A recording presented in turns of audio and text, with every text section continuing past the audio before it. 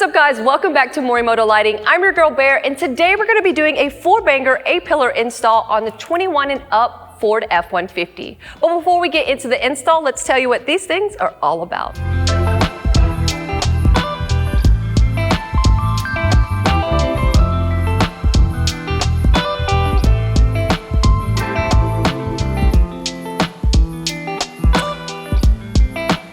So the 4Bangers, we have two different levels. We have an entry level, which uses a Nichia chip, and we call this the NCS version.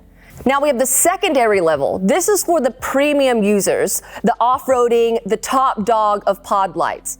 This application uses the OSRAM chip, and we call it the HXB or the HX Boost. So once you decide what application level you would like, you will then move on to what driving pattern you want. We have three different patterns to choose from: Spotlight, the wide, or a combo driving pattern. We have all three patterns in an amber or white. So with our wide pattern, many people are more so drawn to the wide pattern to help increase night visibility and to use it as a fog light replacement. No matter if you choose the NCS or the HX Boost pod light, you will experience the same driving beam pattern. Now with our combo beam pattern, it is a super cool spot beam with a little bit more fill. It still stacks up to the competition very well, but remember, most people will choose the white beam pattern over something like this. Now onto the spot beam pattern. Still an incredible bright beam pattern that is tight. It looks like a square that is done on purpose because we at Morimoto know a thing or two about beam patterns. All three patterns come in either a white or amber color. But one thing to note is your light output would be a little bit less with the yellow lenses. On the higher end, the HXB uses the OSRAM chip, but it doesn't come in yellow. The white light has to pass through the yellow lens and losing about 30% of its brightness. Still an incredible option. Something neat about the entry level, those Nichia chips do come in a yellow option. Having a yellow light pass through a yellow lens, it doesn't lose as much, so the light output is closely matched to that of the white counterpart. The overall footprint of the 4Banger is approximately 30% smaller than alternatives that offer comparable performance. This allows for an unbeatable 3OEM Plus like fitment when paired with Morimoto's fog light or A-pillar mounting kits. With a standard and -3-degree aim, the beam pattern produced by the NCS wide beam model is designed to be compliant with the latest SAE F3 regulations for use as a street legal fog light. And the same goes for the HXB wides. And lastly, the Morimoto 4Bangers are backed up with a limited lifetime warranty. So enough talking about the product, let's get straight into the install. All right, now that you know all about the 4Bangers and why they are one of the best pod lights on the market, we're gonna get straight into the install. For this install, these are the tools that you'll be using: painter's tape, 17mm wrench, 13mm socket, 10mm socket, a ratchet of your choice, and also a T30. Go ahead and pop your hood. All right, now with the hood pop, go ahead and locate the 13mm bolt that is on the back side of your hinge mechanism. You'll be using a 13mm socket and also a ratchet for this.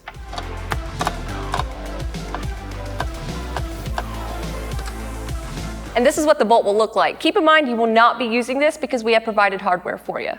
All right, now with that bolt out, we're gonna go ahead and move up to the very top one up here. Guys, don't judge me, I'm a tad short, but it's okay. There's gonna be one 10mm bolt at the very top. You'll be using a ratchet and, if you need to, a possible extension also. Go ahead and just remove this rubber cowl right here, and then there'll be that 10mm bolt, and just go ahead and remove that as well.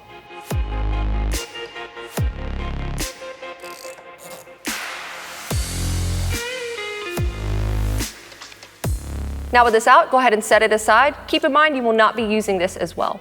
Now with using masking tape or painter's tape, you're gonna go ahead and mask off this one area right here. Just if you accidentally hit the truck, you don't scratch anything. Now with the masking tape, go ahead and grab your bracket and we're gonna put that in.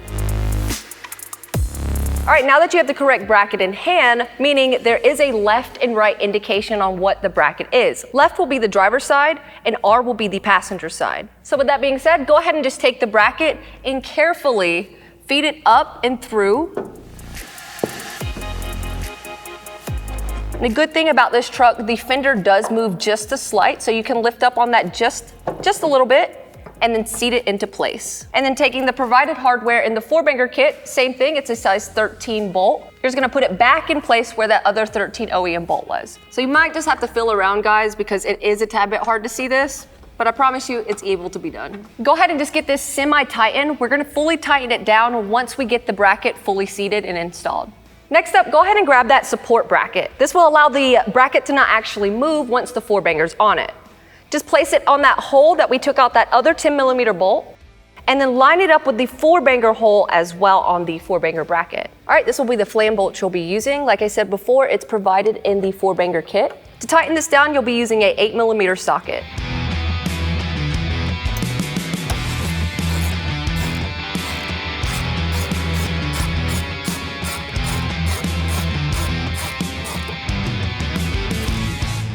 Now go ahead and take the M6 Torx bolt and you're gonna feed it through that little hole on the side of the bracket. Now take the washer as well and put it on the very back side. And last but not least, take the nut that's provided in the kit as well and tighten this down. What this does, it basically connects the A-pillar bracket to that support bracket on the very back side. Now go ahead and grab a 10mm wrench and put it on the back side where that nut was. And then also a T30 Torx, and you're gonna tighten this all the way down pretty snug.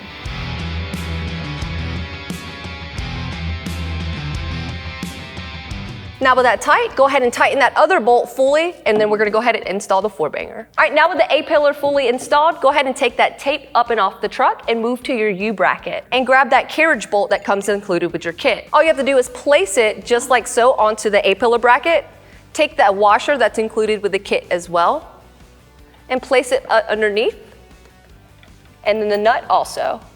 You can finger tighten it, and then once it cinches down, you can use a 17mm wrench. And of course, you don't have to tighten it down all the way. You can do that at the very end once the 4-banger's on. Now with that tightened down, go ahead and grab the 4-banger of your choice. Doesn't matter if it's NCS, HXB, or whatever beam pattern, that's up to you. Just go ahead and place it in your C bracket just like so. And then using the provided 2 screws in your kit also, just line those up on the very holes on the side of your 4-banger, and you're gonna tighten those down. When tightening them down, you'll be using a T30 Torx. All right, now with the 4-banger installed onto the A-pillar, you're gonna take this little piggy tail wire off the 4-banger and you're gonna route it down beside your A-pillar bracket and into your engine bay. All right, now with that ran, go ahead and move over to the passenger side and do the exact same thing, and we're gonna move on to the harness.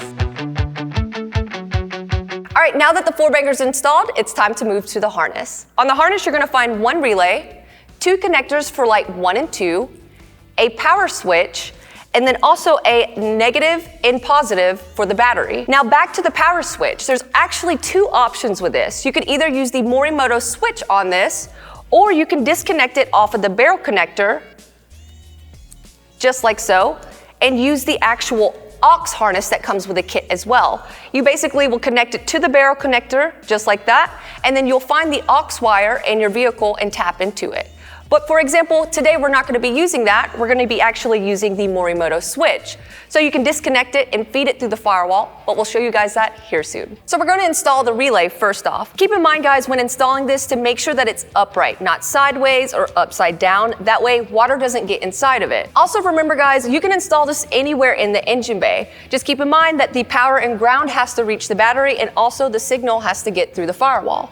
So in our case, we're gonna install ours right here. We're just gonna set it right above the fuse box right here, and then use a zip tie, and we're just gonna cinch it down right here in this place.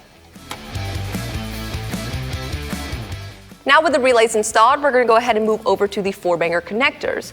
They're labeled light 1 and light 2. It doesn't matter which one it's connected to, they're the same exact Deutsch connectors. Now keep in mind, both of these connectors are the same exact length. Well, here at Morimoto, we kept that in mind, and we actually provide an extension harness with this as well. So just go ahead and connect that over to the light number 1 and just connect it just like so. All right, now with that connected, go ahead and take light number 2 and connect it to your passenger 4-banger. Dislocate that wire that we ran through the engine bay and then connect it to the harness.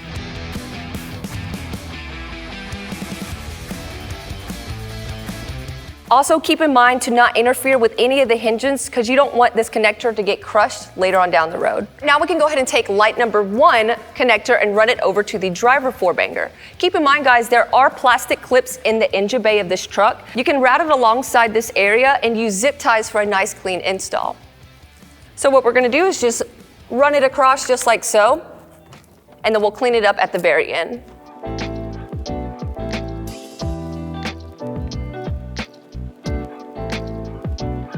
Now when plugging these in, remember to hear a slight click. All right, now with the 4-bangers connected, it's time to move over to the switch harness. Like I said before, you have 2 options with this. You could either use the aux wire, or you can actually use the Morimoto switch wire. In that case, that's what we're gonna do. Go ahead and just disconnect the barrel off of the switch harness, and then that will allow you to run the harness through the firewall with ease.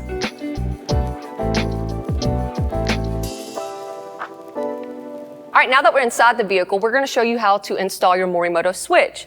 Like I said before, you could either use the aux option or the switch option. For this customer, he already has his installed, so I'm just going to give you a little demonstration with this. So with the Morimoto switch, there's a little locking ring around this. All you have to do is screw it all the way down and then feed it up and off the harness, just like so.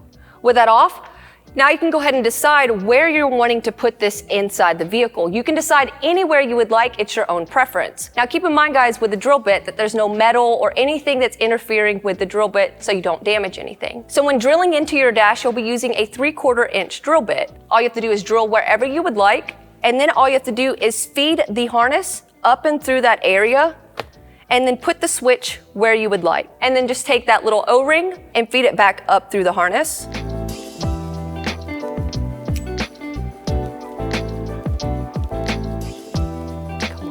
Just like so. And this will lock your switch into place. And then you'll take the harness and you're gonna feed it through your firewall, and then we'll meet you guys in the engine bay. All right, now with the power switch fed through the firewall, you can go ahead and connect it to the main harness with the barrel connector. And make sure to tighten this all the way down so no water or anything gets inside of it.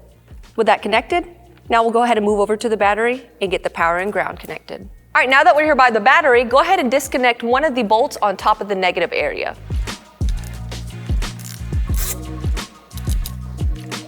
And then we're just going to connect the ground on top of it. And then cinch that nut back down. Now go ahead and move over to the positive terminal and do the exact same thing.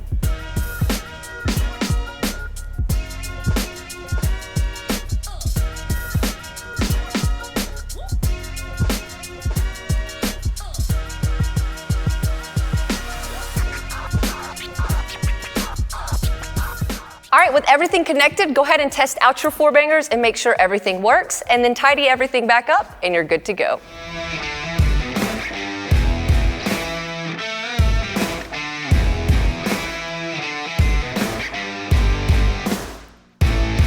All right guys, well that is a wrap for your 21 and up Ford F-150 4-banger A-pillar install. If you guys want to see what all other products we have for your vehicle, just put in your year, make, and model at morimotolighting.com, and we'll catch you guys over there.